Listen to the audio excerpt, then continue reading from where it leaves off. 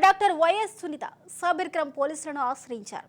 ఈ మధ్య కాలంలో కొందరు ఫేస్బుక్ వేదికగా తనను చంపుతామని పోస్టులు పెడుతున్నారని ఫిర్యాదులు పేర్కొన్నారు. ఆ పోస్టులను ప్రస్తావిస్తూ పోస్టులు పెట్టిన వారిపై చర్యలు తీసుకోవాలని ఆమె కోరారు. ఇటీవల ఈ తరహా బెదిరింపులు తీవ్రమవుతున్నాయని సునీత ఫిర్యాదు చేశారని సైబర్ క్రైమ్ డీసీపీ శిల్పవల్లి తెలియజేశారు. కేసు నమోదు చేసి దర్యాప్తు చేపిస్తున్నామన్నారు.